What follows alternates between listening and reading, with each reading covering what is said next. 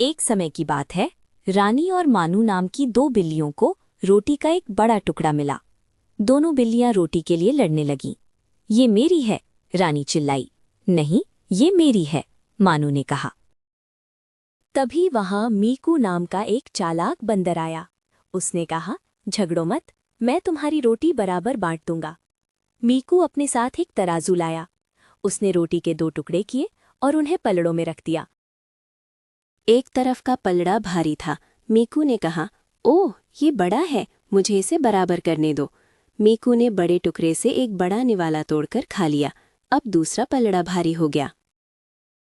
अरे, अब ये भारी हो गया, मीकू ने मुस्कुराते हुए कहा। उसने फिर से एक और टुकड़ा खा लिया। ऐसा बार बार होता रहा।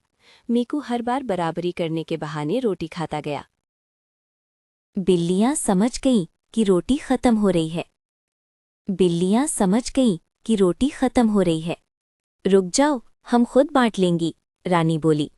मीकू हंसा और बोला, ये मेरी मेहनत की फीस है, और उसने आखिरी टुकड़ा भी खा लिया। बिल्लियां खाली हाथ रह गईं। उन्हें समझ आ गया कि आपसी झगड़े में तीसरे का फायदा होता है। अगले दिन उन्हें एक मछली मिली। इस बार रानी और मानू ने लड़ाई नहीं की। उन्होंने सावधानी से मछली के दो बराबर हिस्से किए। आधा तुम्हारा, आधा मेरा, मानू ने कहा। मीकू बंदर पेड़ से देख रहा था। उसे उम्मीद थी कि वे फिर लड़ेंगे, पर वे नहीं लड़े।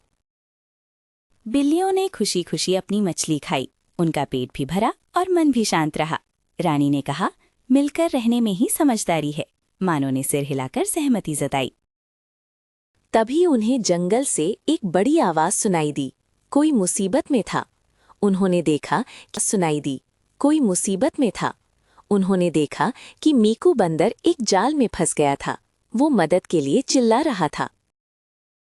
बचाओ, बचाओ, मीकू रोया। बिल्लियों ने एक दूसरे की ओर देखा। रानी ने कहा, उसने हमारी रोटी छीनी थी, पर हमें उसकी मदद करनी चाहिए। दोनों बिल्लियां दौड़कर जाल के पास पहुंची। उन्होंने अपने तेज दांतों से जाल काटना शुरू किया। Cut, cut, cut. धीरे धीरे जाल के धागे टूटने लगे।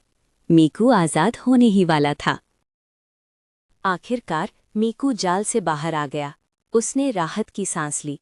मीकू ने बिल्लियों से माफी मांगी। मुझे माफ कर दो, मैंने तुम्हें धोखा दिया था। रानी ने कहा, कोई बात नहीं मीकू, अब हम सब दोस्त बन सकते हैं। अगले दिन मीकू ने पेड़ों से मीठे मीठे आम तोड़े और बिल्लियों के लिए लाया। उन्होंने मिलकर आम खाए। अब उनके बीच कोई झगड़ा नहीं था। गांव के बाकी जानवर भी ये देखकर हैरान थे। एकता में ही शक्ति है। मीकू, रानी और मानो अब हमेशा साथ रहते और एक दूसरे की मदद करते। याद रखें, जब हम मिलकर रहते हैं तो कोई भी हमें हरा नहीं सकता।